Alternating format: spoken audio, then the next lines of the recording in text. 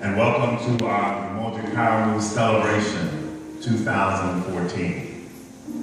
Umoja Karamu, the ritual of the African American family, was developed in 1971 as an effort to inject new meaning and solidarity into the Black family and the Black church family through ceremony and symbol.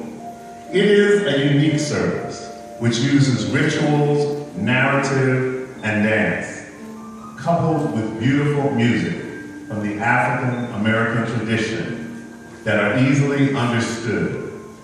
Our cultural arts ministry, music ministry, staff, and dancers come together to present to us this year's Umoja Karamu. This service is divided into several periods which depict the diverse experiences of African people throughout history. These periods are visually portrayed by different colors, by different foods that we will eat together in a sacramental fashion. Coupled with this visual portrayal will be a presentation of music and readings. The periods of this journey center on the journey of African people in diaspora. Through this ritual, Dr. Edward Sims, its creator, created a celebration with the hope that many African American churches would be persuaded to institute this ritual as a meaningful substitute for traditional Thanksgiving celebrations. We give thanks to Dr. Sims for his ideas and creative genius, and give thanks to God for God's divine inspiration as we joyously enter into the spirit of this day.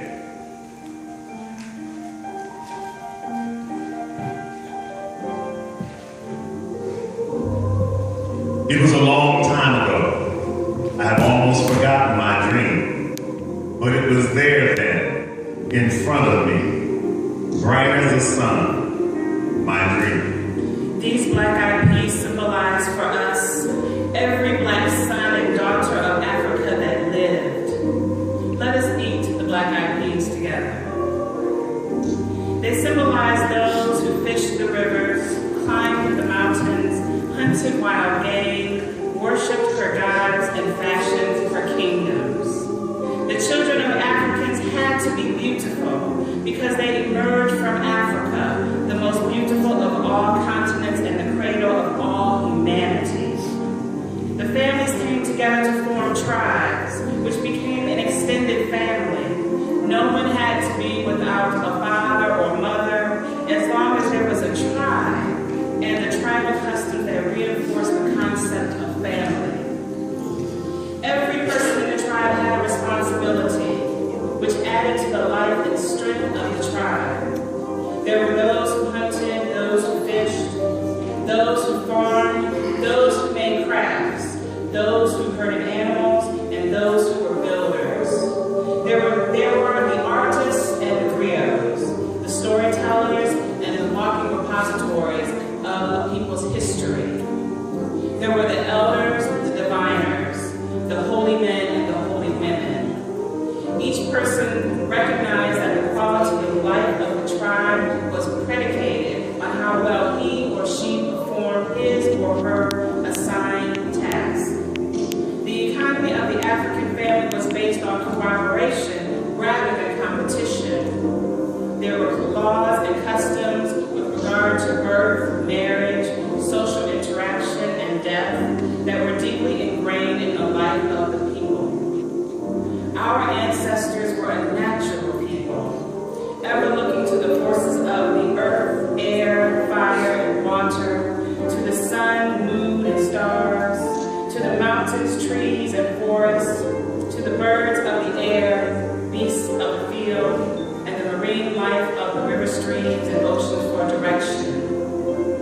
The people of the mother country held all these things in high regard, and all these things were understood to be gifts from God. The religious rites practiced by our ancestors were directly related to their physical environment. Those who lived in the shadow of the mountains looked to the mountains. Those who lived on the banks of the rivers looked to the rivers. Those who were deep in the forest saw something sacred in the tall trees, many of which provided them with food, clothing, and shelter. One thing that all the tribes of our ancient ancestors had in common was the consciousness of the great spiritual powers present in the universe. Consequently, it did not matter whether or not our ancestors were from Angola or Ghana, Zaire or Zimbabwe, Dahomey or Guinea-Bissau, Senegal or Liberia, Niger or Nigeria, Hausa, Portuguese Guinea, or the Gabon. Nor does it matter whether we think of them in terms of the great kingdoms such as Mali, Shanghai, or Timbuktu. We are still the children of Mother Africa, 400 years removed and some 4,000 miles away in an alien land. Colonizers came into Africa, Asia, and America like a one-eyed giant, bringing with him knowledge without understanding, science without wisdom, religion without ethics, and violence without vision. This one-eyed giant with his two-dimensional vision started a social spiritual shockwave which would one day shake the entire world.